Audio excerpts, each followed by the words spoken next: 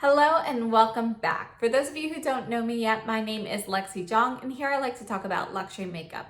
So today we are going to be discussing just a few updates on some products and a couple of empty things that I have as well. So the first thing I wanted to show you was my Surratt Perfectioniste Primer. So I don't remember exactly when I purchased this. I will put that down below in a note here, but I think it's been between 8 and 9 months that I use this. And you can see as you use it up that it really just kind of, shrinks in, and you can get every last drop out of here. And now that it's empty, like this pump doesn't, nothing comes out anymore. So here, I'll just show you.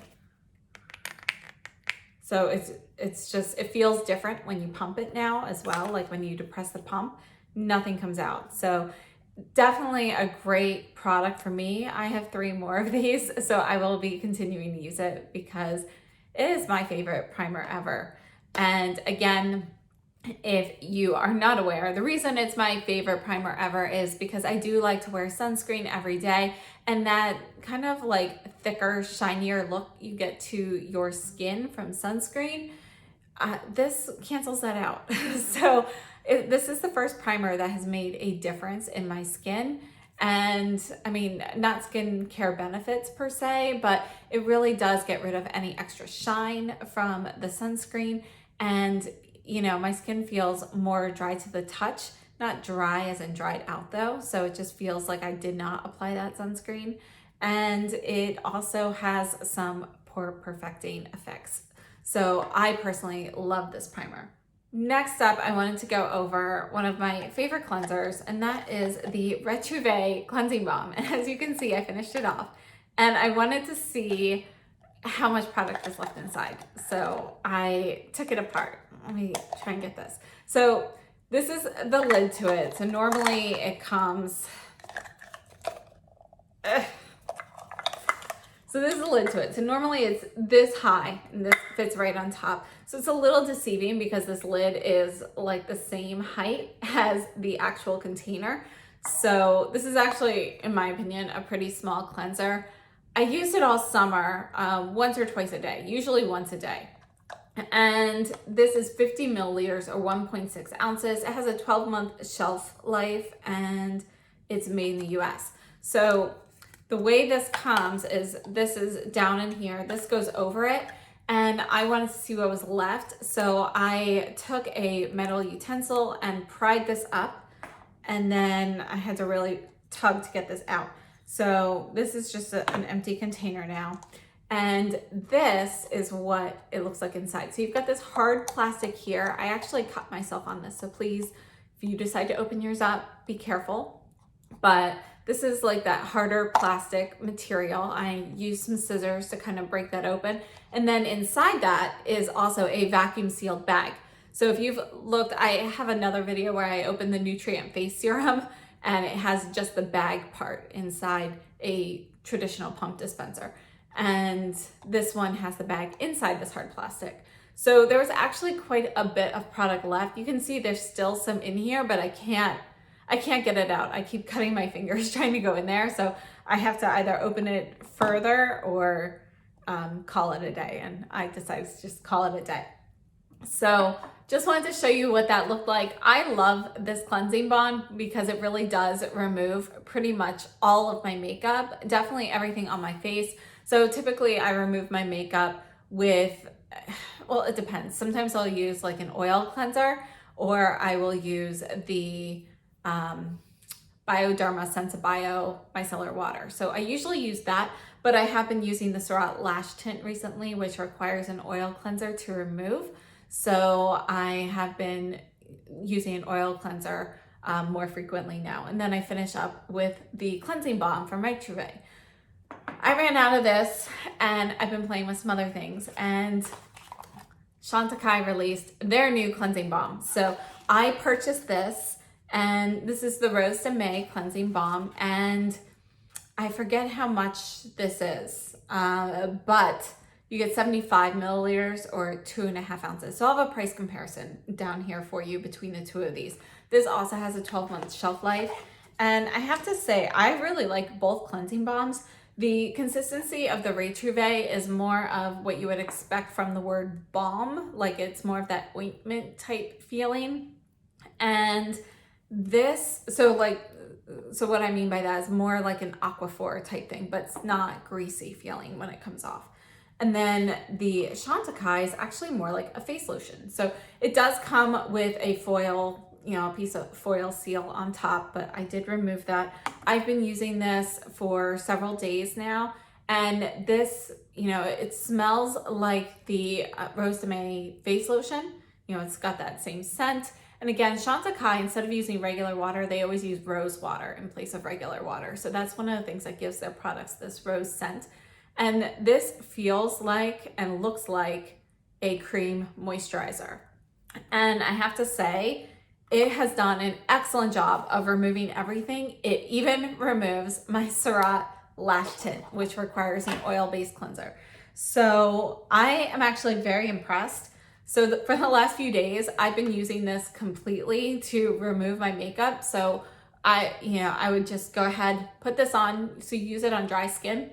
So I rub it on my eyes and everything as well. And then I use a wet washcloth to remove it. Then I rinse it. And then I've been testing it to see, if it's really removing everything. So I have done second cleanses with other products, such as the Retrouve cleansing balm and so forth, just to make sure. And it really is removing everything for me. So I even tried removing some like heavy looking eye makeup just to double check, and it's doing a great job. So I am very impressed with this. And again, I purchased this. This was not a gift to me. I know a lot of people have some reviews up where they got this in PR, but I wanted you to know it's a really great product. And, I bought it myself. So it does contain 80.3% natural ingredients. And it says to massage it onto skin and remove with a face cloth or cotton pad, which is essentially what I've done. But I don't believe that there is any cleanser you should ever just put on your face, wipe away, and call it a day. I always do another rinse. And actually, I wash my face over the bathtub because I cannot seem to contain water to just the sink. I always make a mess. So I always wash my face over the bathtub.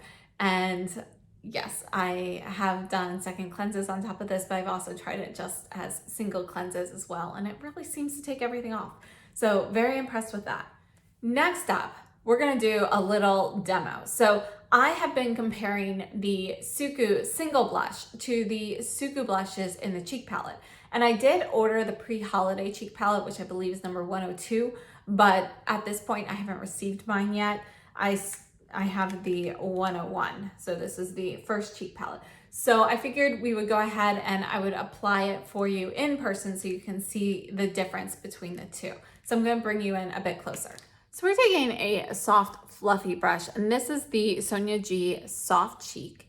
You can see it's a little bit longer, bristled. We're gonna start off with the single blush. So I'm gonna put this on the right side of my face. And this is number 4. And you can see that these single blushes have a gradient. So you can kind of start on either side, but we're gonna mix it all together, just kind of, get one solid color to be a little bit more similar to the ones in the cheek palette, which do not have a gradient. So I've got plenty of product here on my brush, and we're just gonna apply this. On my face, I have the Chanel Healthy Glow Foundation, and I set it with the Sisley Phyto Puja Compact. So you can see this is giving soft look. It blends out very nicely. You've got a bit of a satin sheen with that. And yeah, very easy to apply. So I'm going to wipe this off. We're going to use the same brush on the other side with the cheek palette. Now the individual shade I have is kind of in between this peachy one and this more mauve tone shade. So we're going to actually just go with the peachy shade. We'll just keep it one shade at a time. Got about the same amount of product.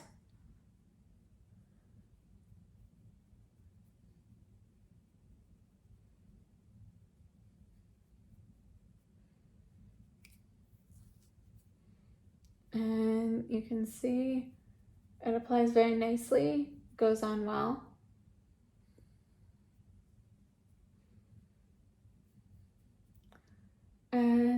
I think you can probably pick up there's a slight difference in the sheen. The single has a little bit more of a satin look to it, like a satin matte. It's still more of a matte blush. Whereas this one is a little bit more fully matte than the single, but they're very, very close. And I think both blushes apply very, very nicely, but I do feel like this one is a little, it requires a little bit more blending in the cheek palette than the single does. Now, is it something that's super noticeable? Not really. Honestly, I have worn both of these many, many times trying to distinguish any little minute differences. And I do think that sometimes, like when you're mixing palettes, colors in this palette, sometimes, you know, it's not like it's patchy, but sometimes it does feel like it skips like a little bit and then you have to kind of go back and work it in, but it does blend out. So is there a difference in the actual texture to these? When you touch them, they feel very similar. When you're blending them out on the cheeks, they're similar, but these are slightly smoother in the singles. Now, price-wise, it's still more beneficial to get the cheek palette, and I think the difference in blendability is so minute that, you know, it's not something that bothers me. If you are, you know, I personally really like both sets, and obviously I like the cheek palette enough to buy the next one, so I think they are both great options. But I did have some questions asking whether or not the singles were slightly better, so I purchased one of these, tested it out, and I do think that they are a little bit better than the cheek palette blushes. But again, I think it is pretty similar. Now, while we're talking about blush, I want to show you the Sonia G Smooth Buffer. And I have been loving this for buffing in blush and highlight. So we're gonna go ahead, I'm gonna take a little bit more of that peach shade here and just gonna get a little bit, I just patted it on, so I didn't rub. And we're gonna add just a little bit more here. So I like to pat it on to my cheek, and then I take the brush and I just buff. And you get this beautiful airbrushed finish. And this works with any blush. I've tried it with basically every brand that I have. So look at that difference. So not only is it a super smooth blend, but it's seamless and it gives it a little bit more shine, kind of like it's melding with your skin a little bit more. I just think it's gorgeous. Now I want to keep both sides kind of the same, so I'm going to use this side, or this color on the other side as well. But you can see that there is a difference with using this kind of brush as well. And I have to say, if you're using a very pigmented blush, I think I personally like to lay it down with something fluffy first, and then, you know, lay it down kind of sparingly and then buff it in with this, and it's beautiful. So if you saw my Get Ready With Me video last week using the Wayne Goss Vivid Azalea blush, I used this to buff that shade in after I put it on my cheek, and it's a game changer. So this brush I absolutely love. Let me move you back out and we'll talk. So here is the Smooth Buffer side by side with Face One brush. And you can see that it is, you know, it's intentionally smaller. It's the little sister. You can see the difference here with the sizes. And personally, I prefer the handles on things like the Sky or the Pro Set versus the original brushes that have the thicker base, but that's a personal preference. I love this. So if you don't already have the Face One, you could totally get one of these Smooth Buffer brushes and use it for all of your face powders and everything as well. You don't have to use one this large. Personally, since I have both, I still prefer using this for all over face powders like the Guerlain Meteorites, but you know, this I love using for cheek products. So I also use this to buff in highlight as well. So I personally use this mostly for blush and highlight, but if you want to blend out like contour and stuff, this works really well for that as well. So I like to put on contour first and kind of get it how I want it, and then buff it in a little bit more with this, so it just looks a little bit more seamless. I can also see that working really well with bronzer. I haven't worn bronzer in the last couple weeks, so I haven't really played with that much, but you don't need both of these brushes in my opinion. If you have the smooth buffer, it's a little bit more versatile since it is smaller. However, it is going to take a little bit longer to, you know, do all over face powders with this one. So you don't need both, but yeah, they're nice to have. And I would definitely recommend this brush if you don't have it already. So I'm just going to take this brush, I'm going to dip it into the pink highlight here and just kind of put it on. So I can just stamp it on and leave it like that. You can see that sheen. Or when I buff it in, you can see how much shinier and more silken it looks on the skin. It just, I think it's just gorgeous.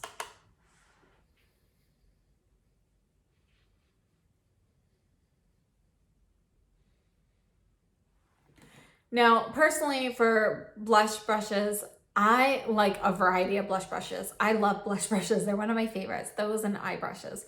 So I like using these softer, fluffier brushes for a lot of colors, but I have found with any blush that is harder in the pan or that, you know, requires a lot of blending, such as a darker color that you want to be very careful with, I have found that blending those out with this brush really makes a huge difference for me. So that's my favorite technique. Is this going to be the only blush brush I use?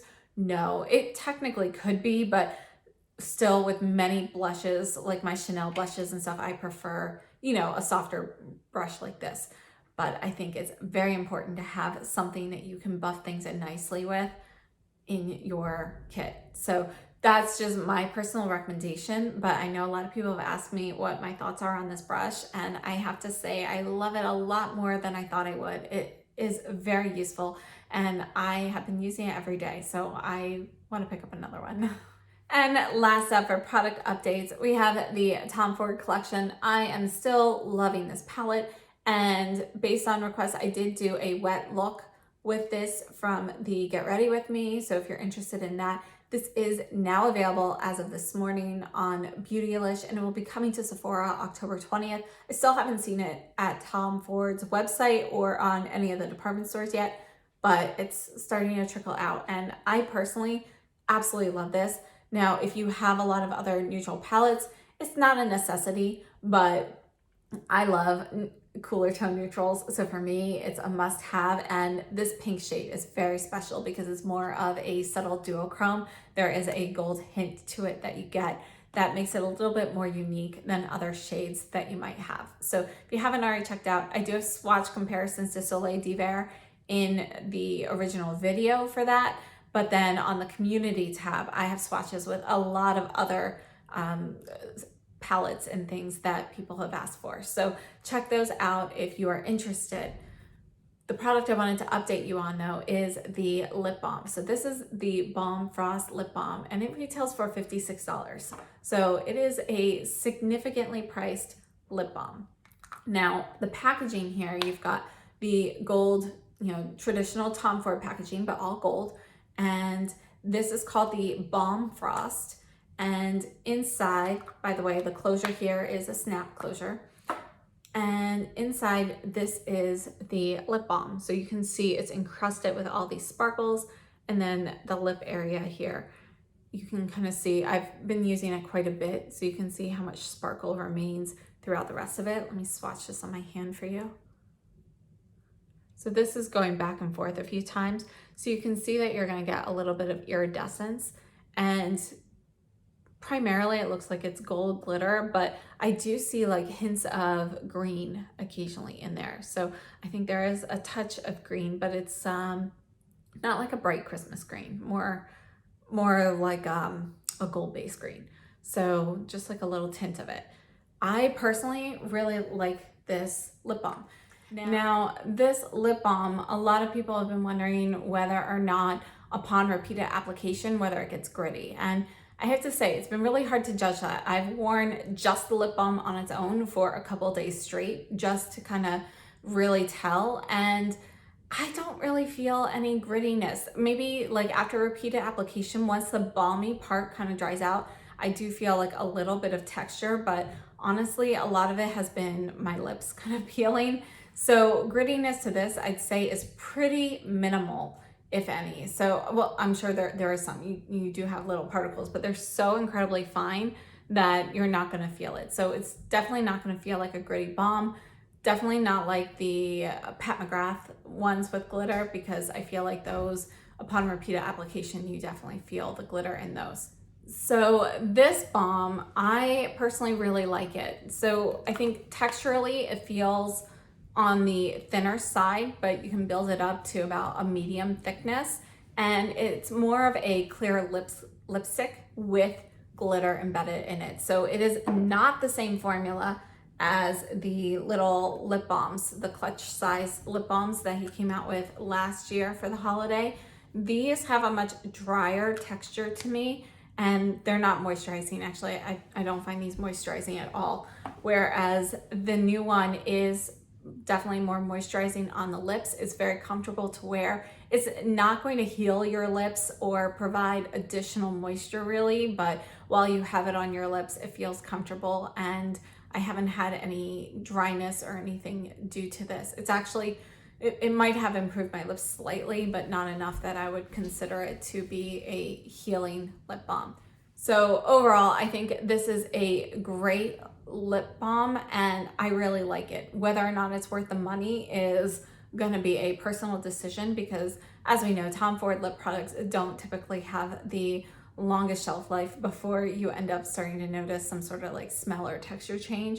But for me, this is going to be something that I use all the time this winter, and I'll be using it on its own and topping lipsticks with it because it just provides a little extra glisten and sparkle, and I just think it's fun. So I think, you know, a lot of people have asked me whether I think it's worth it, and for me, it is worth it, but I think it's a personal decision.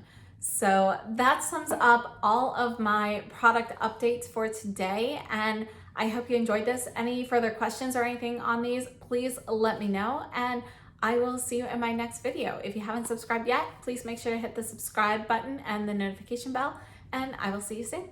Have a great day.